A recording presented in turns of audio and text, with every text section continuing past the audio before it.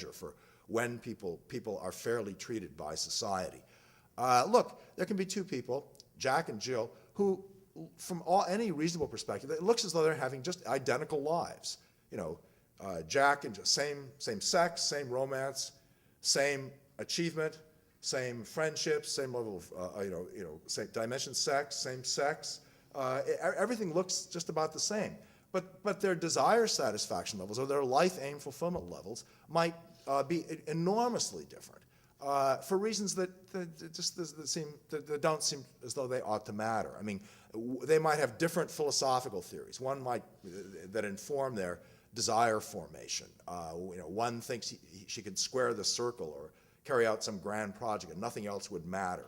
So her life aim fulfillment is very low, and the other person doesn't think he has any such grand project in mind, and he thinks that eating a cheeseburger is pretty good, so his desire satisfaction level is quite high. But this just reflects the difference in their philosophical theories, their attitudes. Another person may develop desires that are ambitious. Another person, maybe in cramped circumstances, may develop desires that are unambitious. That may be perfectly reasonable. But then desire satisfaction or life aim fulfillment isn't going to be the measure, the right measure. And I think this problem persists, even if you sort of fancy up the desires. You could talk about an informed desire satisfaction view. I mean, maybe it's I think the best version of this view is the Peter Railton counterpart view. It's what's good for me. It's the satisfaction of the desires that would be wished for me by my ideal counterpart, who's just like me, except fully informed and thinking clearly, right? Well, but my ideal counterpart might look at me and say,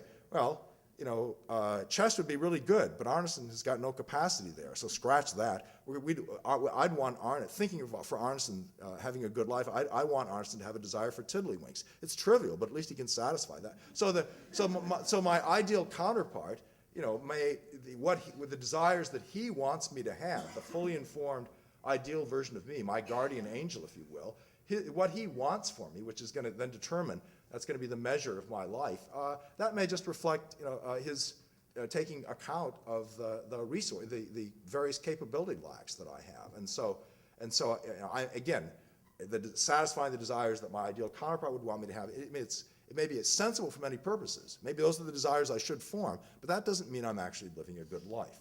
So, but again, if that's the objection, what implicit here, I think, is in the whole story, is that we've got some notion that in real terms, given the initial description, that in terms of friendship, love, achievement, understanding, anything you really care about, Jack and Jill are leading identical lives, that's the better measure of what's making their life go better. And that's why the desire satisfaction doesn't look good. And again, I think for other stories as well, I mean, we might have a hedonistic theory of well-being that says nothing matters except happiness, and happiness is pleasure in the absence of pain, or happiness is subjective feelings of life satisfaction or something. And then the claim would be, I mean, we might worry about that for familiar reasons. I think, look, people care about pleasure and pain, and they reasonably care about that, but there's lots of other stuff that people care about and reasonably care about. And so people's life you can easily imagine examples in which people's life go well in any sensible way, even though their pleasure levels are not that high. So pleasure seems to be one good thing, but not the only good thing. But again, pushing that objection as against, in the background, in the wings, we've got a better theory of well-being that's standing there. So I think these objections against one or another conception are never going to defeat well-being as the measure, but they're always going to be pushing up one or another conception. So to give the view the best run for its money, we need to think out the best conception of well-being here. I can't do that here, but I'm just going to indicate that, I think that the direction we should go in is something along the lines of what's sometimes called an objective list theory. That is, there are items that just are good, and independently of your opinions, independently of your attitudes towards those things, getting the items on that list makes your life go better. The more you get the items on that list, the better your life goes. Ideally, we'd have a complete metric that would assign for any gain on any of these goods: friendship, scientific understanding, creative achievement. Did I mention sex? There'd be, and so it's getting the good. I mean, even if I'm a Roman Catholic and I have beliefs that completely discount the value of getting sexual romantic fulfillment. But contrary to fact, were I to get sexual romantic fulfillment, and I actually got it, that would make my life go better, independently of my philosophical views or my opinions or my attitudes about that. So it's actually getting the items on the list that are actually objectively good. And although you could say, we might say we could disagree till the cows come home about what's on the list, I think in fact actually, the need to write philosophy articles and get tenure and stuff, and therefore differentiate ourselves aside, I actually think that there's much more agreement on this than we tend to let on. Anyway, but that's another story. So again, we seem stuck though. If justice requires equality of welfare, if that's what we're pushing towards, then we must forever keep transferring resources to those people who are far below average, even if they gain hardly at all from the aid, and so become a basin of resources. I mean, the real-life example that comes to mind is my homeless, mentally ill sister-in-law, Julie, who, the feature of her life is she's a terrible transformer of resources into well-being. You could give her $100 and it does very little for you. You give her $1,000, it does very little. There's lots of interventions you can make that would just do very little for her, right? So if we say equality of welfare, it looks as though in a world in which some people are very, very badly off and will move up just by little inches if we give them more and more resources. With the gross national product of Norway, Sweden, Europe, and Turkey, Julie's still going to have a very bad life, right? So it looks, but again, so that's a worry.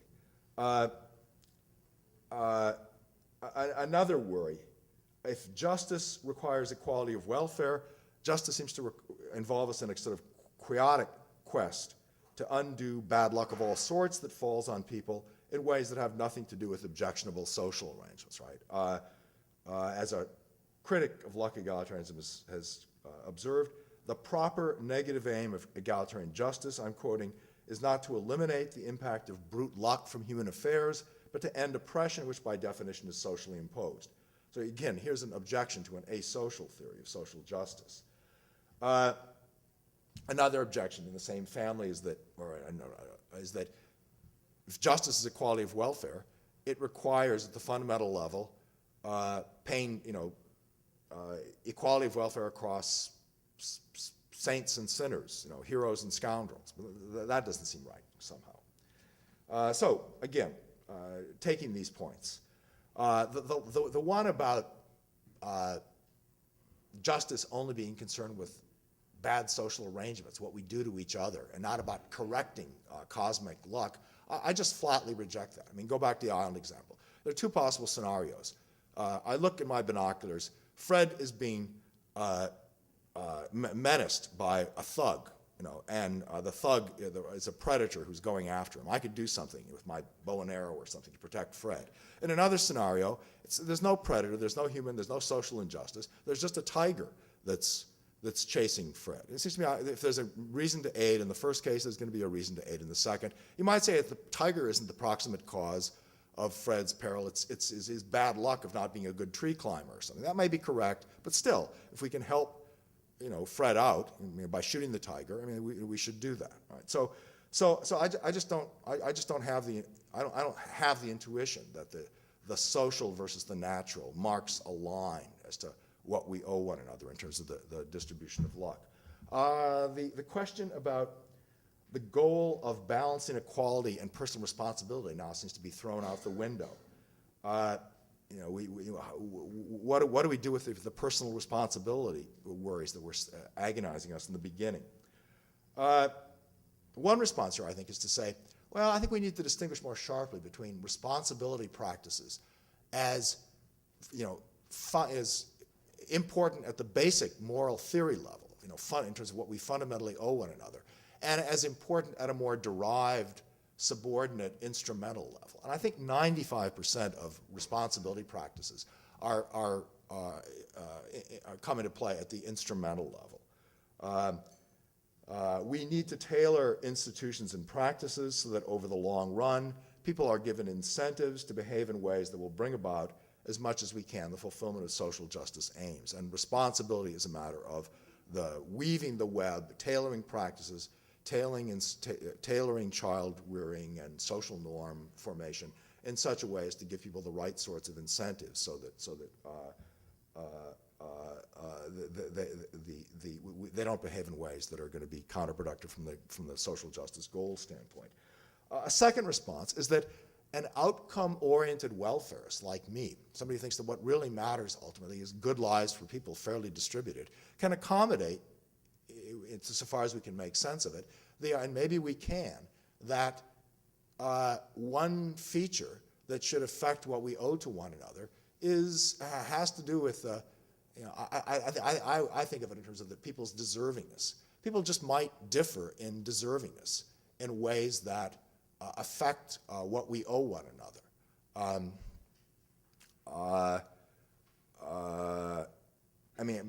It's a long story, and I'm not going to try to tell it here. But I actually think a first shot towards the theory of deservingness at the fundamental level is that what makes somebody deserving or undeserving is a sort of conscientious effort, conscientiousness in orienting your will towards the right and the good as you perceive it, sort of, subjective conscientiousness.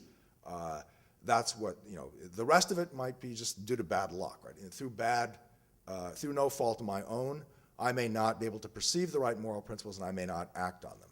Through no fault of my own, I may have garbled information and so act in behalf of the bad rather than the good. Yeah, but still, there's that, the orientation of the will might, as Kant says, the good will might shine like a jewel even in such settings. And so, again, it's a long story, but so if there's a story to be told that's coherent along that line, that can be factored back into the what we owe one another story, thought of in outcome-oriented ways.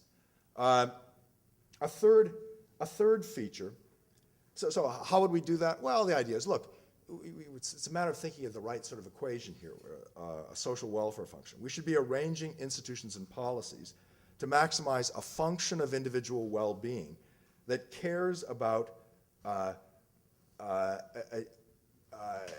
and gives weight to achieving well-being gains for people and avoiding losses, the more deserving they are, right? Being less deserving, other things equal, just puts you further back in the queue of eligibility for being helped by your fellow creatures.